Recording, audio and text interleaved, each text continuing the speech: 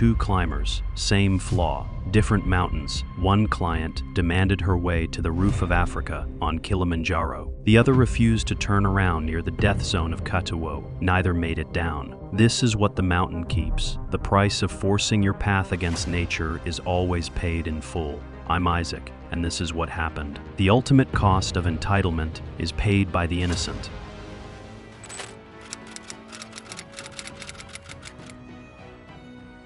On September 14, 2022, a 39-year-old corporate attorney from New York named Amanda Sterling arrived at the trailhead of Mount Kilimanjaro in Tanzania. Standing at 19,341 feet, Kilimanjaro is often underestimated as a walk-up, but its upper slopes demand strict acclimatization. Amanda was accompanied by Chief Guide Pasang, a veteran with 12 years of experience on the mountain, and a team of local porters. The weather at the Mountaineering Gate was clear, sitting at a comfortable 72 degrees Fahrenheit. Amanda had paid over $8,000 for a premium private safari and climbing package, and from the outset, her behavior reflected a belief that commercial transactions could dictate mountain safety protocols. Trouble began on day 3 at Shira Camp, positioned at 12,600 feet, when Amanda demanded the crew bypass the scheduled acclimatization hike to the lava tower. She stated her corporate schedule required an earlier summit departure. Pasang explicitly refused,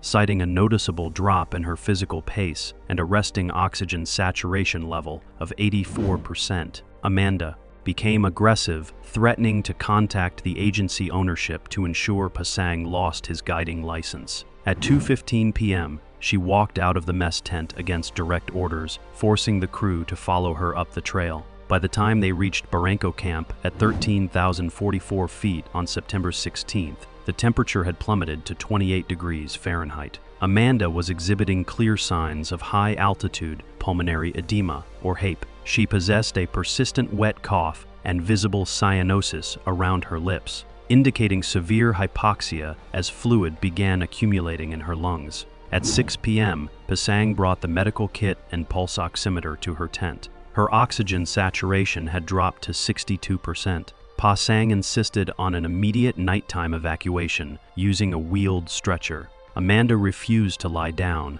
shouting that she had not flown across the Atlantic to be dragged down a hill by locals. Her husband, who remained at home, later confirmed she texted him at 8:44 p.m., stating the guides were incompetent and trying to ruin her vacation. At 1:30 a.m. on September 17th, under freezing, pitch-black conditions with winds howling at 40 knots, Pasang was awoken by a porter. Amanda had collapsed outside her tent while attempting to pack her bags alone. She was completely unresponsive, drowning in her own pulmonary fluids. Despite Pasang administering high-flow supplemental oxygen and executing manual chest compressions for 45 minutes, Amanda Sterling was pronounced dead at 2:15 a.m. at an altitude of 13,044 feet. The official Tanzania National Parks investigation concluded the cause of death was acute asphyxiation secondary to severe HAPE, exacerbated by non-compliance with professional guiding staff. A post-incident statement from Pasang revealed the deep human toll of the encounter.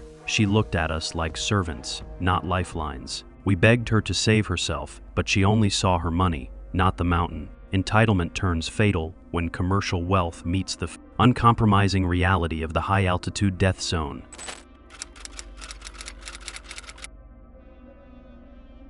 On July 22, 2024, Jennifer Westbrook, a 42-year-old boutique investment firm owner from London, reached Camp 4 on K2, Pakistan. Towering at 28,251 feet, K2 is widely regarded as the most dangerous mountain on Earth. Jennifer was climbing with a premium logistics provider and was personally guided by Lakpa, a high-altitude climber with 6 successful K2 summits. The temperature at Camp 4 was a brutal -22 degrees Fahrenheit, with summit winds forecasted to spike by midday. Jennifer had spent over $60,000 on her expedition and openly bragged to fellow climbers about her private sponsorships. The summit push commenced at 11 p.m. under clear skies, but by 7 a.m. on July 23rd, near the base of the infamous bottleneck at 26,900 feet, Jennifer's physical condition disintegrated. Her oxygen saturation was recorded at 55%, and she was slurring her words, a definitive symptom of high altitude cerebral edema,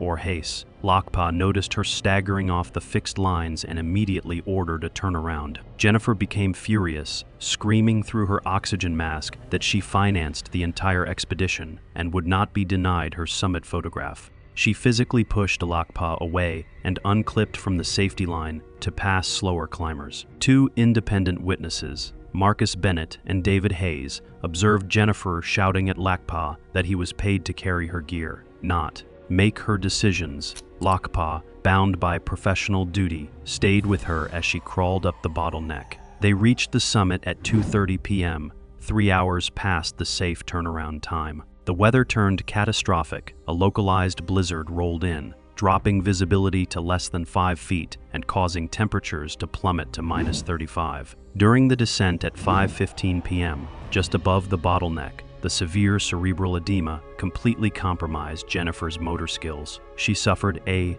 profound lack of coordination, hallucinated wildly, and collapsed onto the ice. Lakpa attempted to secure her to an anchor, but Jennifer resisted, frantically accusing him of trying to steal her camera equipment. At 6:40 p.m., her respiration ceased entirely. Lakpa remained with her body until 7:15 p.m. before being forced to descend to save his own life. The subsequent investigation by the Alpine Club of Pakistan determined the cause of death was profound hypoxia leading to HAPE and subsequent cardiac arrest. In a video testimony recorded after his return to base camp, a visibly shaken Lakpa stated, "She believed her contract could command the wind and the ice. I risked my life to hold her hand while she insulted my culture, and now I have to live with her face in my nightmares. Money can buy the finest gear, the most experienced guides, and passage to the highest camps on Earth, but it cannot buy acclimatization, and it will never purchase the respect of the mountain. Nature recognizes no tax brackets, no social status, and no corporate authority.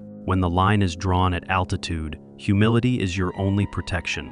Go to the mountains to learn, not to conquer." If you enjoyed this analysis, please hit the like button, subscribe to the Mountain Takes, and leave your thoughts in the comments below. Safe climbing.